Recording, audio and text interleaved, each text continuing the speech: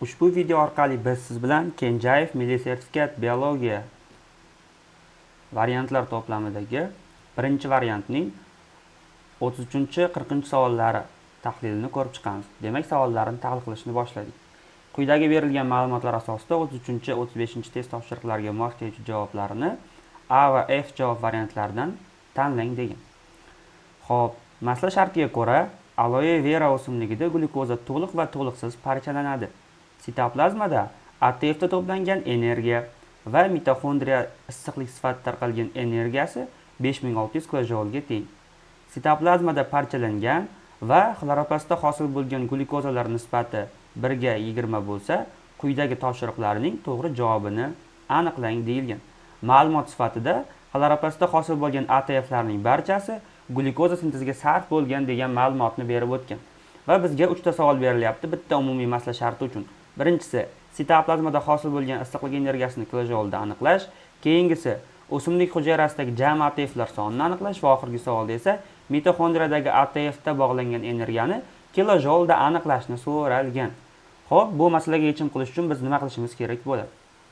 Buning uchun biz belgilash kiritib olamiz. Bizda demak, aloe vera o'simligida ma'lum bir miqdorda glyukoza bor ekan. Keling, bu yerdan yozib olamiz. Demak, ma'lum bir miqdorda glyukoza bor. Mana shu glyukozaning qanchadir qismi demak bizda to'liq parchalangan, yana qanchadir qismi esa to'liqsiz parchalangan. To'liq va to'liqsiz parchalangan glyukozalarning mollarini qancha ekanligini bilmaganligim uchun to'liq parchalangan glyukozaning molini X mol, to'liqsiz ya'ni chala parchalangan glyukozaning molini Y mol deb belgilab olaman. Shundan keyin men mana bu yerdagi ma'lumotni ishlataman. Bu yerda sitoplazmada ATFda to'plangan energiya bilan mitoxondriyada issiqlik sifatida tarqalgan energiya 5600 kilojulga teng ekan. Xo'p, sitoplazmada ATFda to'plangan energiya degani nima degani? Sitoplazmada ATFda to'plangan energiya degani bu jami mol glyukozaning hisobiga sitoplazmadagi hosil bo'lgan ATFlardagi energiya degani. Nega jami mol glyukozaning evaziga? Chunki to'liq parchalangan glyukoza ham, to'liqsiz parchalangan glyukoza ham sitoplazmada parchalanishga uchraydi. Demak, bizning ifodamiz bu yerda bo'ladi. X plus Y, ya'ni jami mol glyukoza. Bu yerda X plus Y mol, ya'ni nechadir mol. 1 molidan demak bizda odatda 80 kilojul energiya to'planganligi uchun bu yerda 80 ga ko'paytiramiz mana bu glyukoza molini. Demak, plus bunga qo'shishimiz kerak bo'ladi.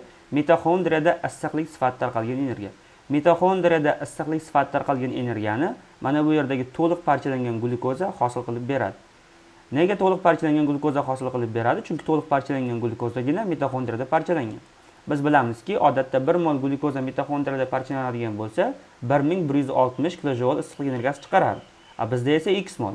X mol glyukoza 1160 X kilojul energiyani issiqlik sifatida tarqatadi. Demak, mana shu yig'indi bizda teng bo'lyapti 5600 ga. Bizda hozircha bitta ifoda tayyor bo'ldi. Endi keyingi ma'lumot. Sitoplazmada parchalangan va xloroplastda hosil bo'lgan glyukozalar nisbati 1 ga 20 bo'lsa deyapti. Xo'p, sitoplazmada parchalangan glyukoza deyilganda siz mana bu yerdagi to'liqsiz parchalangan glyukozaning o'zini, ya'ni Y ni olib ketishingiz to'g'ri bo'lmaydi. Chunki to'liq parchalangan glyukoza ham sitoplazmada parchalanadi. Qachonki to'liqsiz parchalangan glyukoza deganda edi, Y ni olgan bo'lardingiz. Hozir bu yerda demak X plus Y ni olishingizga to'g'ri keladi. Demak, bu yerdan yozib olamiz. X plus Y ning xloroplastda sintezlangan, ya'ni hosil bo'lgan glyukozaga nisbati deyilyapti. Xloroplastda hosil bo'lgan glyukozani qanday topib olamiz? Buning uchun biz mitoxondriyada parchalangan glyukozaga diqqat qilamiz. Mitoxondriyada demak X mol glyukoza parchalangan, ya'ni to'liq parchalangan glyukoza bu mitoxondriyada parchalangan deb hisoblanadi. Endi mana shu miqdor qancha ATF hosil qiladi? Shuni topib olamiz. Demak, mitoxondriyada 1 mol glyukoza parchalansa 36 ATF hosil bo'lardi. X moldan 36 X mol ATF hosil bo'ladi. Bu mitoxondriyada turibdi. Demak, bu yerga yozib qo'yishimiz ham mumkin. Mitoxondriya deb. Mitoxondriya. Endi biz xloroplastga o'tishimiz uchun mitoxondriya va xloroplastdagi ATF nisbatidan foydalanamiz. Odatda mitoxondriyada bitta ATF hosil bo'lsa, xloroplastda undan 30 marta ko'p, ya'ni 30 ta ATF hosil bo'ladi. Bu yerda xloroplastdagi ATF ni topadigan bo'lsam, proporsiya qilib, menda 1080 X ta ATF chiqadi. Mana shu ATFlarning hisobiga qancha glyukoza hosil qilish mumkinligini topmoqchi bo'lsam, men 1080 X ni demak, ya'ni bu yerda bu ATF, bu yerga yozib qo'ysak bo'ladi. Demak, ATF mana shuni bo'lishim kerak bo'ladi 18 ga, sababi bitta glyukozani 18 ta ATF hosil qiladi. Bo'ladigan bo'lsam bu yerda 60x chiqadi. Demak, xlorapastda hosil bo'lgan glyukozalar 60x mol bo'lgan ekan. Mana shu yerda mana shu nisbat bizda 1 ga 20 ni tashkil qilyapti. Mana bu ifodani birinchi soddalashtirib olamiz. Bu yerda ko'paytiradigan bo'lsak, proporsiya qilib, demak 60x ning qiymati teng bo'ladi 20x plus 20y. Bu yerda mana bu 20 tenglikning chap tomoniga o'tadigan bo'lsa ayrilib ketadi. 40x ning qiymati teng bo'ladi 20y ga. 20 ga qisqartirib yuboradigan bo'lsak, bu 2x ning qiymati teng bo'ladi y ga. Demak, bizda mana bu yerda mana bunday ifoda hosil bo'ldi.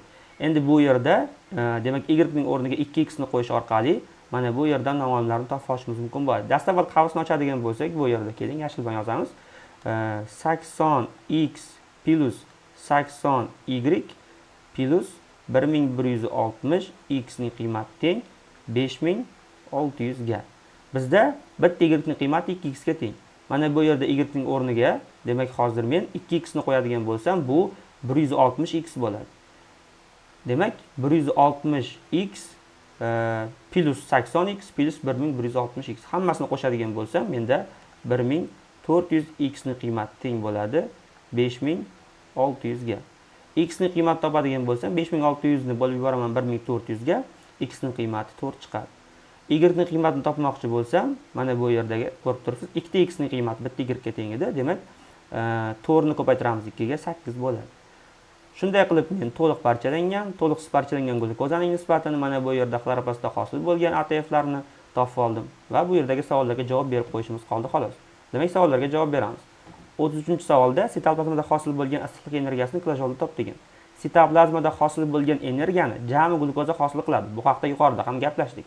Demak, x plus y qilib olishimiz kerak bo'ladi 12. 12 ni ko'paytiramiz. 1 mol glyukoza sitoplazmada parchalansa 120 kilojol issiqlik energiyasi tarqatadi. 12 mol qancha tarqatadi deymiz? Demak, bizda 1440 chiqadi. Demak, to'g'ri javob mana bu yerda C varianti ko'rsatilgan ekan. Xo'p, 34-savol. O'simlik hujayrasidagi jami ATFlar sonini top. Bu yerda to'liq va to'liq parchalashning hisobiga hosil bo'lgan ATF va xlorapastdagi ATFlarni topishimiz kerak bo'ladi. Demak, xlorapastdagi ATFlar bizda 1080x ga teng edi. 1080x ning qancha ekanligini topmoqchi bo'lsam, 1080 ni ko'paytiraman x ning qiymati, ya'ni 4 ga. Demak, bu yerda yozib olsam bo'ladi. 1080 ko'paytirilgan 4. Ko'paytiradigan bo'lsam, 4320 chiqadi. Endi to'liq parchalashning hisobiga hosil bo'lgan ATFlarni topmoqchi bo'lsam, 38 ni ko'paytiraman 4 ga. Menda 152 chiqadi. Xo'p, chala parchalashning hisobiga hosil bo'lgan ATF topmoqchi bo'lsam, 1 moldan 2 ta ATF hosil bo'ladi. Bizda 8 mol 16 bo'ladi. Bu uchalasini o'zaro qo'shadigan bo'lsam, menda necha chiqadi? 4488 chiqadi. Demak, to'g'ri javob A variantida ko'rsatilgan ekan 34-savol uchun. 35-savol. Mitoxondriyadagi ATF ga bog'langan energiyani kilojolda aniqla deyiladi. Bu yerda to'liq parchalangan glyukoza bilan ishlashimiz kerak bo'ladi, ya'ni 4 mol glyukoza bilan. ATF da odatda 36 ATF hosil bo'ladi. Mitoxondriyaning o'zida 36 ATF degani bu 1440 kilojol energiya degani. Mana shundan bizda 4 ta bor. Demak, buni ko'paytiramiz 4 ga. Ko'paytiradigan bo'lsak 5760 chiqadi. Demak, to'g'ri javob F javob variantida ko'rsatilgan ekan. 33-35 masalalar xuddi shu ko'rinishda tahlil qilinishi kerak edi. 36-masala. Savol shartiga ko'ra DNK fragmentidan sintezlangan oqsilda 224 ta suv molekulasi hosil bo'lgan. Bunda informatsion RNKdagi nukleotidlarning 4dan 3 qismi oqsil biosintezida ishtirok etgan. Shu DNKning ikkinchi zanjirdagi pirimidin asoslari birinchi zanjirdagi pirimidin asoslaridan 2 marta ko'p. Ikkinchi zanjirdagi stazinlar soni birinchi zanjirdagi stazinlar sonidan 2 marta ko'p. Birinchi zanjirdagi timinlar soni ikkinchi zanjirdagi stazinlar soniga teng. DNK molekulasidagi jami guanin nukleotidlar sonini toping degan savol berilgan. Xo'p, masalani qanday tahlil qilishimiz kerak bo'ladi? E'tibor bering, bu yerda 224 ta suv molekulasi hosil bo'lgan deyilyapti. Agar 224 ta suv molekulasi hosil bo'lgan bo'lsa, bu yerda 224 ta peptid bog'i bor degan. Biz bilamizki, demak, har ikkita aminokislota o'zaro birikganda bitta peptid bog'i hosil bo'ladi va shu bog' hosil bo'lishining evaziga bitta suv molekulasi ajralib chiqib ketadi. Bizda 224 ta suv molekulasi hosil bo'lgan bo'lsa, bu jarayonda 224 ta peptid bog'li oqsil sintezlangan. Demak, oqsildagi peptid bog'larining soni 224 da bo'lsa, undagi aminokislotalarning soni undan bittaga ko'p, ya'ni 225 ta bo'ladi. 225 ta aminokislota, bu yerga qisqartirib yozib qo'yapman. Aminokislotalarning soni 225 ta bo'ldi. Xo'sh, unda agar aminokislotalarning soni 225 ta bo'lsa, mana shuncha aminokislotani hosil qilgan informatsion RNKdagi nukleotidlarning soni qancha bo'ladi degan savol tug'iladi. Biz bilamizki, bitta aminokislotani 3 ta nukleotid kodlaydi. Shundan xulosa qiladigan bo'lsak, informatsion RNKdagi nukleotidlar soni aminokislotalar sonidan 3 marta ko'p bo'ladi. Ya'ni buni ko'paytiramiz 3 ga, bizda 675 chiqadi. Demak, oqsilning sintezida ishtirok etgan informatsion RNKdagi nukleotidlarning soni 675 ta ekan. Masala shartida esa informatsion RNKning 4 dan 3 qismi oqsil besintezida ishtirok etgan degan. Demak, mana shu 675 bizda to'g'ri keladi 3 qismga. Demak, keling bu yerni yozib olamiz. Demak, 675 ta nukleotid to'g'ri keladi 3 qismga. Bizga jami 4 qism kerak. 4 qism topadigan bo'lsak, bu yerda x ning qiymati teng bo'ladi. Demak, 900 ga. Demak, jami informatsion RNKdagi nukleotidlarning soni 900 ta. Endi biz DNK ni tasavvur qilishimiz kerak bo'ladi. Biz bilamizki, DNK molekulasi qo'sh spiralli tuzilishga ega, mana bunday. Bu yerga yozib qo'yamiz. Mana bunday. Mana shu bizda DNK molekulasi. DNK molekulasidagi jami nukleotidlarning soni 1800 ta bo'ladi. Sababi undan sintezlangan informatsion RNKda jami 900 ta nukleotid bor. Va xulosa qilsak bo'ladiki, DNK ning bir zanjirdagi nukleotidlarning soni 900 ta. Birinchi zanjirda ham, ikkinchi zanjirda ham. Demak, yuqoridagi zanjirni biz shartli ravishda birinchi zanjir deb belgilab olamiz. Demak, quyidagi zanjirni esa shartli ravishda ikkinchi zanjir deb belgilaymiz va masala shartida aytilgan belgilashlarni kiritib olamiz. Boshladik. Xo'p, bu yerda demak, purin va pirimidinning ko'pligi aytilyapti. Bu ma'lumotni keyinroq ishlatamiz. Boisi hozir bizda purin va pirimidinning ko'pligini ifodalashimiz uchun bizga nukleotidlarning o'zaro ifodasi kerak bo'ladi. Buning uchun ikkinchi zanjirdagi histozinlar soni birinchi zanjirdagi histozinlar sonidan 2 marta ko'p degan tushunchani ishlatamiz.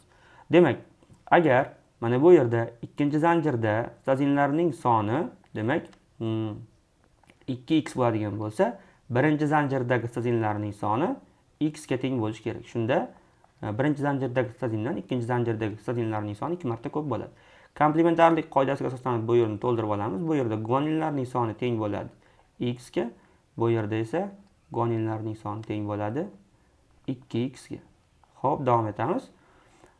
Birinchi zanjirdagi timinlar soni ikkinchi zanjirdagi histozinlar soniga teng. Demak, e'tibor bering, bu yerda aytilyaptiki, birinchi zanjirdagi timinlar soni, demak, ikkinchi zanjirdagi histozinlar soniga teng. Bu yerda agar timinlar sonini men, demak, y bilan ifodalaydigan bo'lsam, ikkinchi zanjirdagi histozinni 2x bilan belgilab qo'yganman. Demak, mana shu y ning qiymati teng bo'lyapti menda 2x ga. Bu yerda bir yaxshi ifoda tuzilyapti. To'ldirib olamiz. Bu yerda komplementar qoidasiga asoslanib, bu yerda demak, timinga komplementar bo'ladi. Demak, adenin uzr. Demak, adeninning qiymati teng bo'ladi y ga yoki 2x ga teng deyishimiz ham mumkin. Endi biz bu yerda birinchi zanjirdagi adenin va ikkinchi zanjirdagi timinni ham belgilab qo'yishimiz kerak bo'ladi. Bu yerda adenin, bu yerda esa timinni. Xo'p, yaxshi. Bu yerda adenin va timinni men nimadir boshqa ifoda bilan belgilab olishimga to'g'ri keladi. Sababi purin va pirimidin deyilganda birinchi zanjirdagi purinni menda adenin va guanin tashkil qiladi.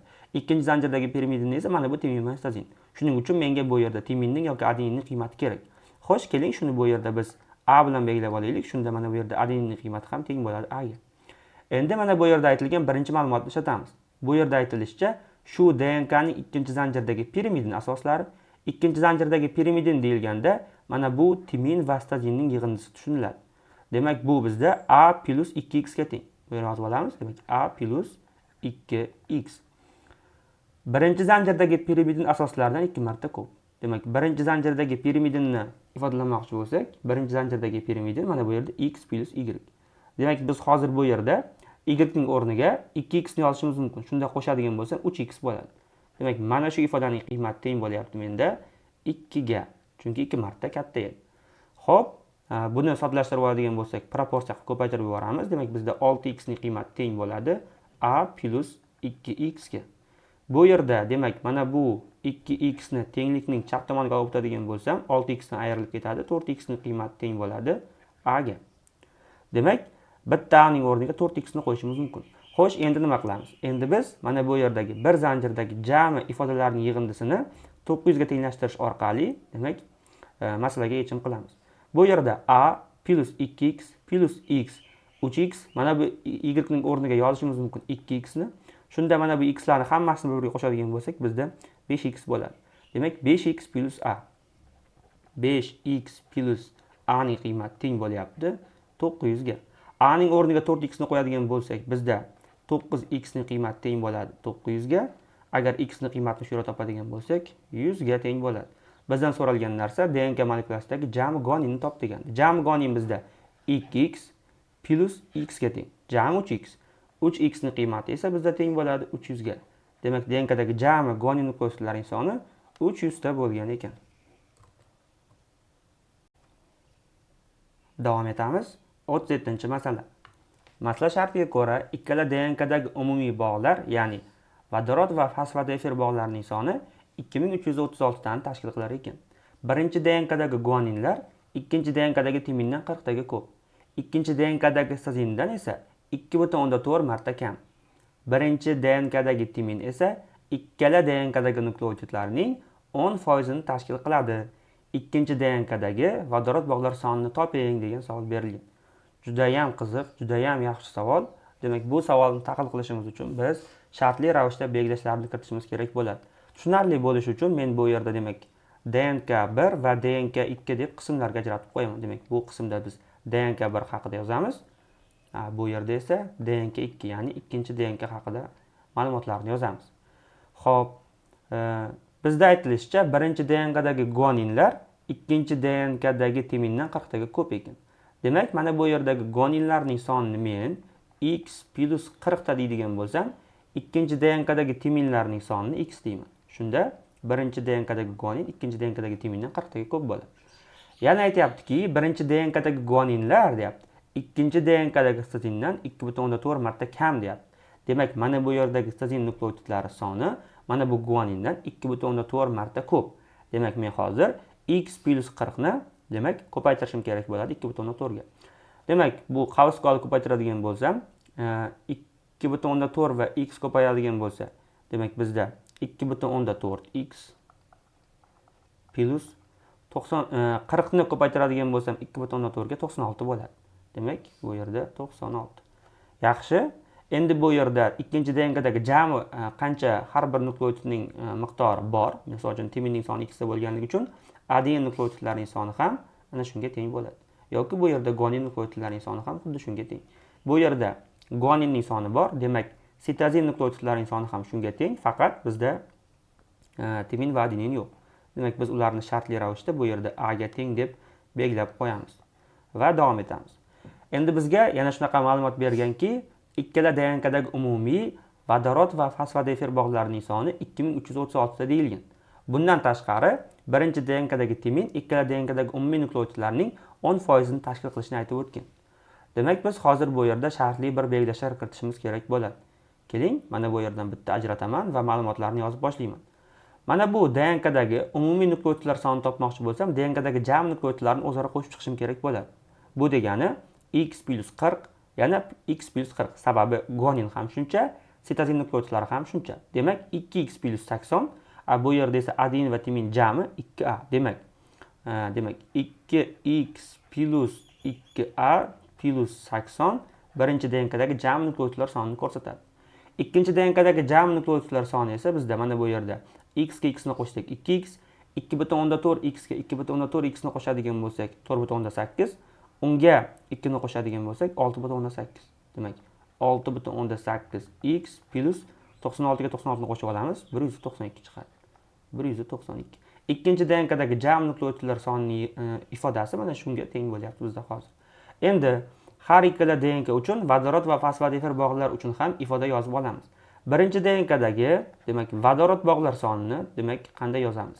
Birinchi DNKdagi vodorod bog'lar soni tabiiyki jami nukleotidlar soniga guanin yoki sitozin nukleotidlar sonini qo'shganimizga teng. Demak, bu yerda hozir 2x ga x ni qo'shadigan bo'lsak, nima bo'ladi bizda? 3x bo'ladi. Demak, 80 ga 40 ni qo'shadigan bo'lsak 120 bo'ladi. 2 ani o'zi turaveradi. Demak 3x plus 2a plus 120 bu birinchi DNKdagi vodorod bog'lar sonini ko'rsatadi. Nega men bunaqa deyapman? Buni bu yerda keling tushuntirib o'taman. Deylik, bizda bir DNK bor bo'lib, u DNKdagi adenin nukleotidlarining soni qandaydir, demak, alfaga teng. Shunda timin nukleotidlarining soni ham alfaga teng bo'ladi. Guanin nukleotidlarining soni esa qanaqadir betaga teng. Shunda sitozin nukleotidlarining soni ham betaga teng bo'ladi. Mana shu yerda men vodorod bog'lar sonini topmoqchi bo'lsam, adenin yoki timinning sonini ko'paytiraman 2 ga. Demak, menda 2 alfa plus guanin yoki sitozin nukleotidlar sonini ko'paytiraman 3 ga. Demak, 3 beta bo'lyapti. Mana shu ifoda ko'rsatadi menda DNKdagi vodorod bog'lar sonini. DNKdagi jami nukleotidlar sonini topmoqchi bo'lsam, adenin plus timin plus guanin plus sitozin qilishim kerak. Shunda menda bu 2 alfa plus 2 betaga teng bo'ladi. Bu DNKdagi jami nukleotidlar sonini ko'rsatuvchi ifoda. E'tibor bering, bu yerda 2 alfa va 2 alfa o'zaro teng, faqat beta bittaga farq qilyapti. Bitta beta degani bu bitta guanin yoki bitta sitozin demakdir. Shuning uchun ham men bu yerda hozir jami nukleotidlarning ifodasiga mana bu yerdagi guaninning ifodasini o'zaro yoki sitozinning ifodasini qo'shib yubordim. Xuddi shu ishni mana bu yerda ikkinchi DNK uchun ham qilamiz. Demak, ikkinchi DNKdagi vodorod bog'lar sonini topmoqchi bo'lsak, biz mana bu ifodaga, demak, mana bu ifodani qo'shib yuborishimiz kerak bo'ladi. Demak, 6,8 ga 2,4 x ni qo'shadigan bo'lsak, bizda necha chiqadi? Demak, 8 9,2. 9,2 x plus 192 ga 96 ni qo'shadigan bo'lsak, bizda 288 chiqadi. Demak, yozib olamiz. Keling, 288. Endi bu vodorod bog'lar endi. Fosfodiefer bog'lar sonini topish uchun nima qilishni siz avvaldan bilasiz. Demak, bu yerdan demak, fosfodiefer bog'lari bo'lgani uchun P bog'lar deb qo'yamiz. Fosfodiefer bog'lar soni DNKdagi jami nukleotidlar sonidan, demak, 2 taga kam bo'ladi. Demak, mana bu yerda 2x plus 2a dan plus 80 ifodadan 2 ni ayiradigan bo'lsak, bu 78 bo'lib qoladi. Yozib qo'yamiz. 2x plus 2a plus 78.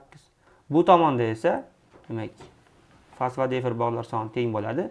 Jami nukleotidlar sonidan, ya'ni mana bu yerda 6,8 x plus 192 dan ayiramiz 2 ni. Bizda 6,8 x plus 190 degan ifoda qoladi. Yaxshi. Endi aytilgan gaplarni ishlatamiz. Mana bu yerdagi jami, mana bu 4 ta ifodaning yig'indisi 2336 ga teng bo'lar ekan.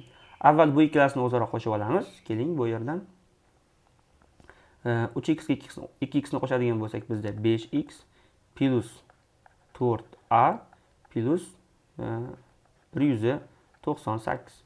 Bu esa demak 16x plus 288 ga qo'shishimiz kerak bo'ladi. 190. Demak, bizda 478 chiqadi. Endi bu ikkalasini o'zaro qo'shadigan bo'lsak, 16x ga 5x ni qo'shadigan bo'lsam, 21x plusdan demak 4a plusdan 478 va 198 larni qo'shib yuboradigan bo'lsam, menda demak 676 chiqar ekan. Bu ifoda teng bo'ladi menda 2336 ga. Xo'p, yaxshi. Bizda mana bu ifoda tayyor. Endi bizga ikkinchi ifoda kerak. Bu esa birinchi DNKdagi timin ikkala DNKdagi nukleotidlarning 10% ni tashkil qiladi degan joydan keladi. Bu degani nima degani? Birinchi DNKdagi timin bu adenin, ikkala DNKdagi jami nukleotidlarni deyilyapti. Demak, ikkala DNKdagi nukleotidlar bo'lganligi uchun e'tibor bering, bu yerda mana bu 2x plus 2a plus 80 ifodaga 6,8x plus 192 ni qo'shishimiz kerak bo'ladi. 6,8 ga 2x ni qo'shadigan bo'lsak, 8,8x plus 2a plus 192 ga qo'shishimiz kerak bo'ladi. 80 qo'shadigan bo'lsak, bizda 272 chiqadi. Mana shu teng ekan 10% ga. Biz bu yerda foizni ulushda ifodalab yozib qo'yamiz. Bu 1/10 degan. Buni soddalashtiradigan bo'lsak, bu yerda 10a teng bo'ladi 8,8x plus 2a plus 272 ga. Xo'p, yaxshi. Shu yerda men hozir noma'lum a ifodani, mana bu 2a ifodani tenglikning chap tomoniga olib o'tadigan bo'lsam, 10 dan ayrilib ketib, 8a ni qiymati teng bo'ladi. 8,8x plus 272 ga. E'tibor bering, bu yerda menga demak 4a bor. Menga 4a kerak. Demak, 4a qilishim uchun 8a ni bu ifodani har ikkala qismini, tenglikning har ikkala tomonini 2 ga bo'lib yuboraman. Shunda menda bu yerda ifoda hosil bo'ladi. Demak, 4a ni qiymati teng 4,4x plus 272 ni yarmi 136. Demak, mana bu yerga shuni qo'yib yuboramiz. Xo'p, 21x edi. 4,4x qo'shilib ketadigan bo'lsa, 25,4x plus bizda bu yerda 676 plus 136. 676 plus 136 ifodaning qiymati teng ekan 2300, mana bu 336 ga. Xo'p, 25,4x ni qiymati teng 2336 dan ayiramiz 676 ni, ayiramiz 136 ni. Yoki 676 ga 136 ni qo'shib, keyin 2336 dan ayirib yuborsak bo'ladi. Ayiradigan bo'lsak bizda 1524 chiqadi. Bu yerda x ni qiymatini topishimiz uchun 1524 ni 25,4 ga bo'lib yuboramiz. Bizda x ni qiymati 60 chiqadi. Yaxshi, x ni qiymatini topib oldik. Endi a ning qiymatini topishimiz qiyin bo'lmaydi. Sababi a ning qiymatini topmoqchi bo'lsak, ifodani o'rniga qo'yib yuborishimiz mumkin. Bizda o'zi hozir a kerak bo'lmaydi. Sababi bizda ikkinchi DNKdagi vodorod bog'lar sonini topishni so'ragan.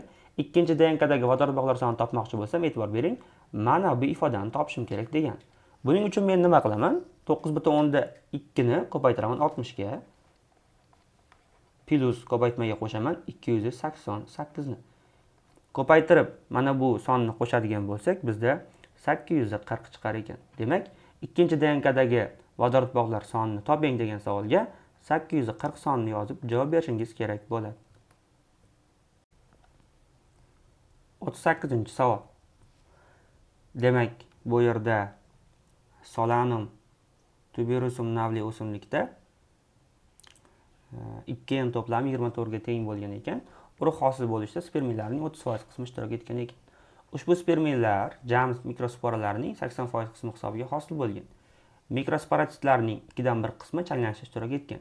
Agar changlanishda ishtirok etgan mikrosporatitlar, changlanishda ishtirok etgan mikrosporalar hamda urug' hosil bo'lishda ishtirok etgan spermiylar son yig'indisi, demak 918 taga teng bo'lsa, urug'lanishda ishtirok etmagan mikrosporotit tarkibidagi xromosomalar sonini aniqlang degan savol berilgan. Juda ham yaxshi. Demak, biz bu uchun gulli o'simliklardagi gametogenez jarayoni qanday borishini, ayniqsa bu yerda spermiylarning hosil bo'lishini, ya'ni changchi hujayraning rivojlanishini ko'rib chiqishimiz kerak bo'ladi. Agar siz buni yaxshi tushunadigan bo'lsangiz, bu maslanishda sizga qiyinchilik tug'dirmaydi. Urug' hosil bo'lishi deyilyapti. Urug' nima hosil qilardi? Bizda urug'ni demak murtak hosil qilardi va demak endosperm hosil qilardi. Endosperm va murtak qanday hosil bo'lardi degan savol tug'iladi.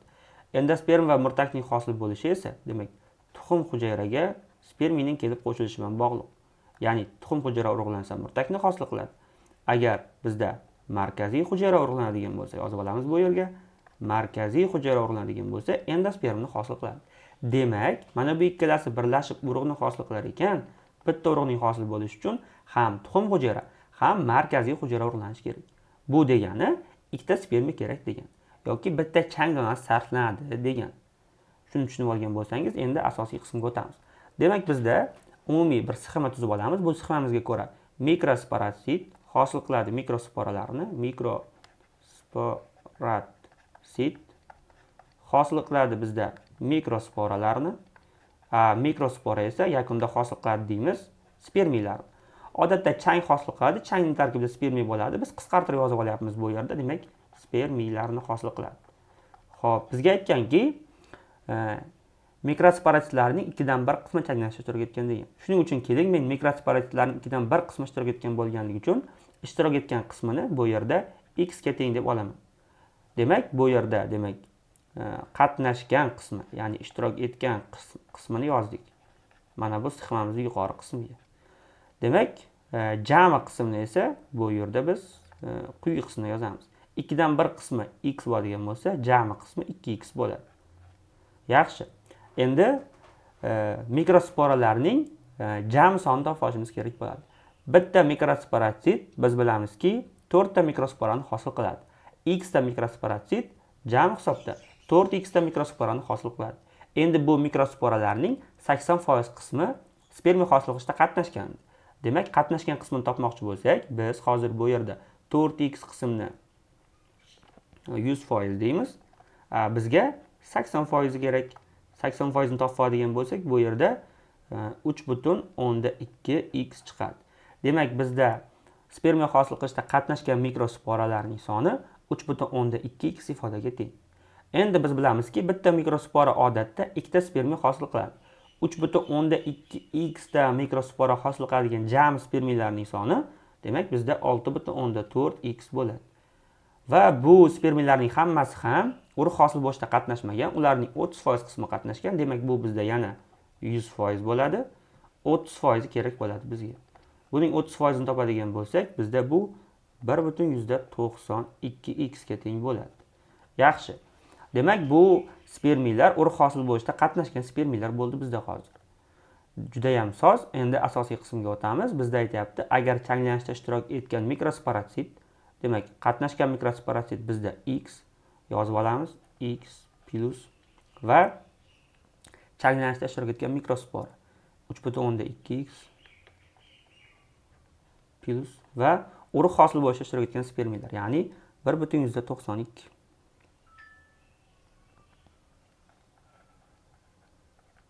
Mana shu ifoda bizda teng bo'lishi kerak 918 ta songa. Ya'ni ularning yig'indisi bizga 918 ga teng deb aytilgan edi. Demak, x ga 3,2x ni qo'shadigan bo'lsak, 4,2x bo'ladi. Unga 1,92 ni qo'shadigan bo'lsak, 6,12 chiqadi. Demak, 6,12x ni qiymati teng bo'ladi 918 ga. X ni qiymatini topmoqchi bo'lsak, 918 ni 6,12 ga bo'lishimiz kerak bo'ladi. X ni qiymatini topadigan bo'lsak, bizda 150 chiqadi. Savol berilgan. Urug'lanishda ishtirok etmagan mikrosporatsit tarkibidagi xromosomlar sonini top degan. Urug'lanishda ishtirok etgan mikrosporatsit X, jami mikrosporatsitlar 2x. Demak, qatnashgan x bo'lsa, qatnashmagan topmoqchi bo'lsak, biz 2x dan x ni ayiramiz. Bizda demak 2x minus x qoladi. Demak, x ta mikrosporatsit bu 150 ta degani, undagi xromosoma sonini topmoqchi bo'lsam, mikrosporatsitning to'plami bizda 2n ga teng bo'lganligi uchun to'g'ridan-to'g'ri 150 ni 24 ga ko'paytiradigan bo'lsam, to'g'ri javobni topayotgan bo'laman. Ko'paytmam endi 3600 ga teng bo'ladi. Demak, siz bu masala uchun aynan 3600 javobini bersangiz to'g'ri bo'lgan bo'lar edi. 39-masala. Savol shartida aytilishicha, odatda hujayraning meyoz bo'linish jarayoni normal kechsa, avtosomalar ham, jinsiy xromosomalar ham gametalarga teng taqsimlanadi. Bridge tadqiqotlariga ko'ra, ayrim vaqtda jinsiy xromosomalar meyoz jarayonida hujayralarga notekis taqsimlanishi mumkin. Oqibatda bir gameta ikkita X xromosomaga tarqalib, ikkinchi gametada X xromosoma bo'lmaydi. Bunday tuxum hujayralar X xromosomali yoki Y xromosomali spermatozoidlar bilan urug'lantirilganda 4 xil, ya'ni XXX, XXY, X0 hamda 0Y tipdagi zigotalar hosil bo'ladi. Mazkur holatda jins bilan bog'liq belgilar quyidagicha irsilanadi. Agar oq ko'zli urg'ochi drozofila bilan qizil ko'zli erkak drozofilani chatishtirilsa, jinsiy xromosomalari normal gametalarga tarqalganda F1 da urg'ochi qizil ko'zli erkak oq ko'zli bo'ladi. Urg'ochi organizmda X xromosoma gametalari notekis tarqalganda esa 3 ta XX xromosomaga ega drozofila yirik gavdali o'ta urg'ochi bo'lib, ular odatda o'ladilar. 2 ta X va bitta Y xromosomali zigotadan rivojlangan drozofila erkak emas. U urg'ochi jinsli, demak, ko'zi oq bo'ladi. Bitta X xromosomali drozofilada Y xromosoma yo'q bo'lsa-da, qizil ko'zli erkak bo'ladi. Genotipi faqat Y xromosomadan iborat erkak organizm ham o'ladi. Tajribada qizil ko'zli gomozigota urg'ochi drozofila bilan oq ko'zli erkak drozofila chatishtirilishi natijasida urg'ochi drozofilada X xromosoma gametalarga notekis taqsimlandi. Tajriba natijasida tirik qolishi mumkin bo'lgan drozofilalarning necha foiz qismi oq ko'zli erkak jinsli bo'ladi degan savol berilgan. Xo'sh, bunday savolga qanday yechim berishimiz kerak bo'ladi? Deylik, sizga sertifikatda shunaqa savol tushib qolgan bo'lsa, birinchi o'rinda siz tahlil qilib olishingiz kerak bo'ladi. Bizga aytilgan ma'lumotlar, ya'ni drozofilaga bog'liq bo'lgan ma'lumotlar jinsiy X xromosomalarga bog'liq bo'lganligi uchun shunaqa savol berildi. Biz bilamizki, drozofilada, demak, jinsiy xromosomaga bog'liq holatda dominant A alleli keladigan bo'lsa, ko'zning rangi qizil bo'ladi. Agar jinsiy X xromosomada resessiv allel keladigan bo'lsa, unda ko'zning rangi oq bo'ladi va irslanish mana shunday kechadi. Endi bizga aytilgan oq ko'zli urg'ochi drozofila bilan qizil ko'zli erkak drozofila chatishtirilsa, jinsiy xromosomalar normal gametlarga tarqalganda F1 da urg'ochi qizil ko'zli erkak oq ko'zli bo'ladi degan. Xo'p, keling yozib olamiz. Oq ko'zli urg'ochi. Demak, muhim jihati drozofilalarda erkaklari xuddi odamlarning kabi XY, urg'ochilari esa XX ko'rinishda bo'ladi. Shuni ahamiyatga olishingiz kerak bo'ladi.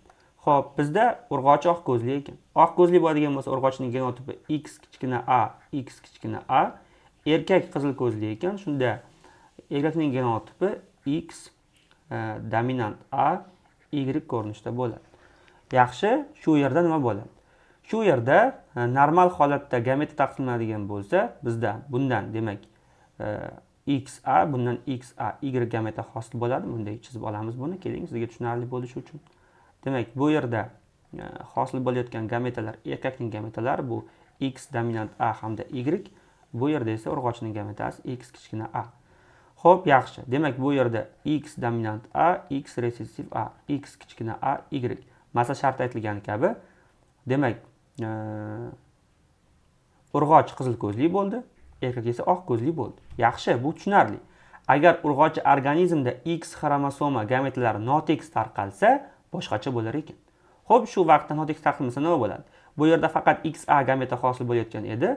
Notekis taqsimlanishining evaziga, keling buni tushuntirib ko'rsataman, me'yor jarayoni qanday bo'lishini. Notekis taqsimlanishining hisobiga bu yerga XA ko'rinishdagi gameta hosil bo'lib qoldi. Aslida bu gameta emas. Odatda bizda zigota shunday bo'lishi kerak. Endi gametamiz shunaqa bo'lib qoldi. Shunda biz ikkinchi gametamizni, demak, 0 deymiz. Chunki bunda endi jinsiy xromosoma yo'q.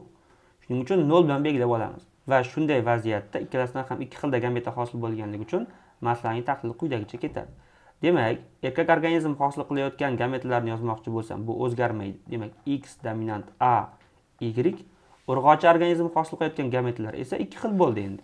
Ularning birinchisi X bo'yicha resessiv gomozigota bo'lgan gameta, ikkinchisi esa 0, ya'ni jinsiy xromosoma saqlamagan gameta. Shunday vaziyatda nima bo'lar ekan? Qarang. 3 ta X xromosomaga ega drozofila yirik gavdali o'ta urg'ochi. Demak, mana bu, demak, ko'rib turganingizdek X dominant A, X resessiv A, X resessiv A. Mana shu, bu yashamas ekan. Ya'ni tezda nobud bo'lar ekan. Bu o'ta urg'ochi bo'ladi. Jinsni yozmoqchi bo'lsak, keling yozib qo'yaylik. Mana bu yerdan, mana bunday, lekin bu yashamaydi. Mana bunday chizib qo'yamiz. Nobud bo'ladi. Davom etamiz.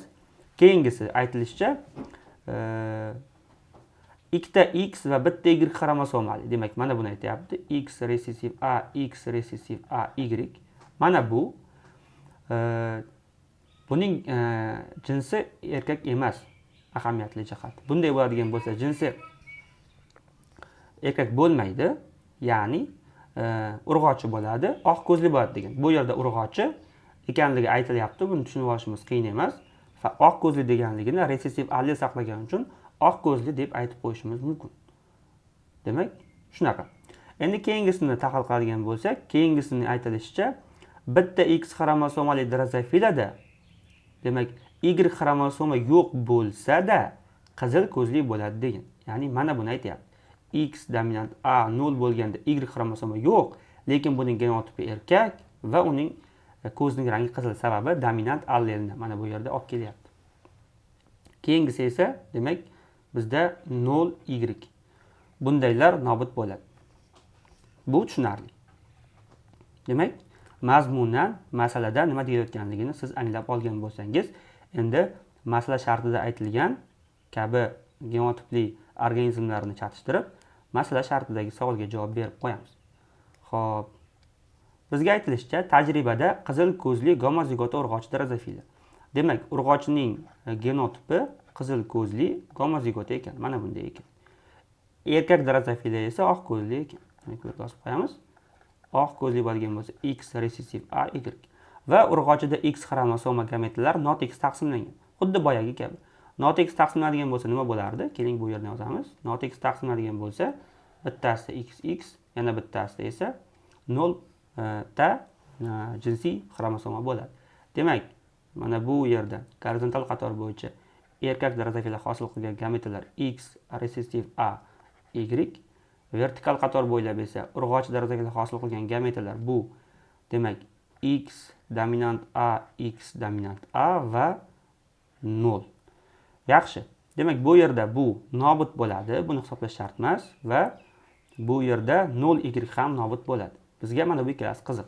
Bu X dominant A, X dominant A, Y. Buning demak jinsi qanday bo'lardi? Ya'ni ikkita X, bitta Y xromosoma saqlasa, bu drozofila erkak emas, urg'ochi jinsli bo'lardi. Demak, buning jinsi hozir bizda urg'ochi, ko'zning rangi esa qizil. Demak, bu yerga qizil deb yozib qo'yishimiz mumkin. Xo'p, endi keyingisi, mana buni yozadigan bo'lsak, bizda X resessiv A, demak, mana bu yerda 0. Bu bizda erkak bo'lardi. Hozir ko'zning rangi bizda oq.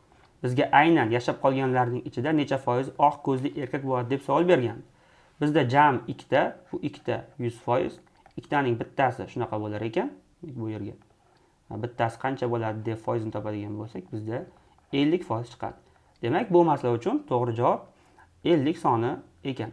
Javoblar yozayotganda milliy sertifikatda ham bu qismga faqat sonning o'zini yozasiz. Ortiqcha belgilashlarni, ya'ni mana bu yerdagi qo'shimcha foiz belgisini yozishingiz shart emas. O'ylaymanki, yechim sizga tushunarli bo'ldi. Agar yechim tushunarli bo'lmagan bo'lsa, videoni biroz ortga qaytarib, tushunarsiz bo'lgan joyini aniqroq, diqqat bilan eshitib, tushunib olishga harakat qiling. Birinchi variant, birinchi qismning eng so'nggi savol, ya'ni 40-masala. Masala shartiga ko'ra, odamlarda gipertoniya dominant, qon guruhi esa birinchi qon guruh bu yerda 00, ikkinchi qon guruhi demak A0, mana bu yerda xato yozilib ketgan ekan, e'tibor qilmaysiz. Bu yerda B0, uchinchi qon guruhi BB yoki B0 bo'lishi mumkin, to'rtinchi qon guruhi esa demak AB ko'rinishda bo'lishi mumkin. Umuman olganda qon guruhlari kodominant holda irklanadi, buni siz bilasiz. Daltonizm kasalligi esa jinsiy xromosomaga birikib, resessiv holda irklanadi.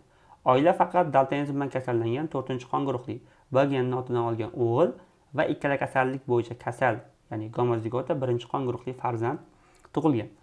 Ularning ukasi esa daltonizm bo'yicha sog' bo'lsa, oilada tug'ilgan farzandlarning necha foizi faqat daltonizm bo'yicha kasallangan 3-qon guruhli bo'lishini topishimiz kerak ekan. Xo'p, yaxshi. Biz bu yerda fenotiplarni belgilab yozib olishimiz kerak bo'ladi. Bu demak bizda gipertoniya, ya'ni dominant H bo'ladigan bo'lsa, bu gipertoniyaga sabab bo'lar ekan, yozib qo'yamiz. Gipertoniya. Agar uning resessiv alleli keladigan bo'lsa, normal yoki odam, demak sog'lom bo'ladi. Keyingisi bu qon guruhlari. Qon guruhlari bizda kodominant holda, demak birinchi qon guruhi bizda mana bunday holatda bo'ladi faqat. Demak bu birinchi qon guruh. Ikkinchi qon guruhi esa bizda ikki xil holatda bo'lishi mumkin. Bu A bo'yicha, demak gomozigota bo'lishi mumkin yoki A bo'yicha keyingisida 0 ni olib kelib heterozigota bo'lishi mumkin. Har ikkala holatda ham bizda bu ikkinchi qon guruhini ko'rsatadi. Uchinchi qon guruhi ham xuddi shunaqa, ya'ni bu yerda B bo'yicha gomozigota bo'lishi mumkin yoki heterozigota ko'rinishda bo'lishi ham mumkin. Nima bo'lganda ham bu ham baribir uchinchi qon guruhini ko'rsatadi. To'rtinchi qon guruhi esa xuddi birinchi qon guruhining singari, faqat bir xil genotip, ya'ni mana bunday heterozigotali ko'rinishda bo'ladi. Bu bizda 4-qon guruhi. Yaxshi. Bu bizda qon guruhlari edi. Endi daltonizm. Daltonizm kasalligi jinsiy X xromosomaga birikib, resessiv holda irklanadi. Bu degani X da dominant D keladigan bo'lsa, bu sog'lom bo'ladi. Agar X da jinsiy xromosoma da, ya'ni resessiv allel D keladigan bo'lsa, unda daltonik bo'ladi. Daltonik. Keling bu yerda biroz to'g'rilab olamiz. Daltonik bo'ladi. Oilada faqat daltonizm bilan kasallangan 4-qon guruhli B genini otadan olgan o'g'il farzand tug'ilgan. Bu degani, demak, faqat daltonizm bo'yicha kasal bo'lsa, gipertoniya bo'yicha sog'lom, demak, H allellari bo'yicha resessiv gomozigota. 4-qon guruhli bo'lish uchun biz bilamizki, mana bunday dominant A va dominant B bo'lish kerak. Bu yerda B genini otasidan olgan ekan. Demak, otasi qanaqadir 3-qon guruhli yoki 4-qon guruhli bo'lishi ham mumkin. Endi u daltonizm bo'yicha kasallangan edi. Daltonizm bo'yicha kasallangan o'g'il bo'lish uchun X da resessivda Y bo'lish kerak. E'tibor bering, mana bu Y xromosomani u otasidan olgan. Demak, onasida daltonizm bo'yicha kasallik alleli bor ekan degan xulosa qilishimiz mumkin hozircha. Endi qizi, ya'ni qiz farzandning genotipini yozadigan bo'lsak, bu yerda u ikkala kasallik bo'yicha kasal ekan, gomozigota holatda ekan, ya'ni yetmaganiga. Gipertoniya bo'yicha kasal bo'ladigan bo'lsa, e'tibor bering, bu yerda mana bunday gomozigota. 1-qon guruhli bo'lish uchun, demak, mana bu yerda 0 kelish kerak. Daltonizm bo'yicha ham kasal gomozigota bo'ladigan bo'lsa, mana bunday ko'rinishda bo'ladi. E'tibor bering, bu yerda aniqki, mana buning birini onasidan olgan. Lekin bu yerda kasal bo'lish uchun otasida ham X xromosomasida resessiv alleli bo'lish kerak. Demak, otasi ham kasallik alleliga ega ekan. Demak, bu yerda men agar otaning genotipini yozmoqchi bo'lsam, X xromosomasida resessiv D Y deyman. Bundan tashqari, mana bu yerda biz 1-qon guruhli deb aytishimiz uchun nima bo'lish kerak? Otada ham, onada ham mana bu 0 allellari bo'lish kerak. Lekin bu yerda A va B allellari ham bor. B geni otadan olinganligini xulosa qiladigan bo'lsam, demak, bu yerda otaning genotipi 3-qon guruh bo'yicha heterozigotali bo'lgan ekan deyman. Xo'p, yaxshi. Bu yerda e'tibor bering, ham dominant gomozigota, ham resessiv gomozigota bo'lish uchun ota ham, ona ham H bo'yicha heterozigotali bo'lish kerak. Demak, onaning genotipini ham tezlik bilan yozib olamiz. Demak, H bo'yicha heterozigota ekanligi aniq. Demak, qon guruhi 2-qon guruh heterozigota ekanligi aniq bu yerda. Faqat, demak, bizda uning bitta xromosomasida resessiv D alleli bor. Bu yerda ham resessivmi yoki dominantmi? Buni qayerdan bilamiz? Ukasi daltonizm bo'yicha sog'lom dedi. Ukasi daltonizm bo'yicha sog'lom degan nima degan? Daltonizm bo'yicha sog'lom degan dominant D Y degan. Bu yog'ining bizga ahamiyati yo'q. Endi qarang. Y ni otadan olib turgan bo'lsa, mana buni onadan olgan. Demak, onada dominant allelga ega bo'lgan X xromosoma ham bor degan. Va mana shu tariqa biz ota va onaning to'liq genotipini farzandlarning taxminiy genotiplaridan foydalanib, ya'ni to'liq bo'lmagan genotipdan foydalanib topib oldik. Endi savolga javob beramiz. Oilada tug'ilgan farzandlarning necha foizi faqat daltonizm bo'yicha kasallangan 3-qon guruhli bo'ladi? Demak, gipertoniya bo'yicha sog'lom bo'lish kerak. Bu degani resessiv gomozigota degani. 3-qon guruhli bo'lish varianti bizda qanday bo'ladi? 3-qon guruhli bo'lish varianti bizda faqat heterozigota holatda bo'ladi, ya'ni B0 holatda bo'ladi. Xo'p, daltonizm bo'yicha kasal bo'lish kerak. Demak, X resessiv D, keyingisi yana X resessiv D bo'lishi mumkin yoki Y bo'lishi mumkin. Mana bu ehtimolni topishimiz kerak bo'ladi. Mana bu heterozigota va mana bu heterozigota o'zaro chatishtirilganda bunday bo'lish ehtimoli bizda 1/4 ga teng. Mana bunday bo'lish ehtimoli, mana bu heterozigotlar o'zaro chatishtirilganda bu ham 1/4 ga teng. Va endi bu yerda X resessiv D, X resessiv D bo'lish ehtimoli nimaga teng degan bo'lsangiz, 4/1 ga teng. X resessiv D, Y bo'lish ehtimoli ham 4/1 ga teng. Umumiy olganda ehtimollik 2/4 ga teng bo'ladi. Shunday qilib bizning javobimiz 2/16 64 bo'ladi. Bizdan javobni foizda so'ragani uchun 2/64 ni ko'paytirishimiz kerak bo'ladi 100% ga. Xo'p, buning uchun 2 ni 64 ga bo'lib 100% ga ko'paytirib qo'yishimiz kifoya bo'ladi. Ko'paytiradigan bo'lsak, bu yerda 3,1 mingdan 125% chiqadi. Demak, 40-masala uchun to'g'ri javob 3,1 mingda 125 bo'lishi kerak ekan.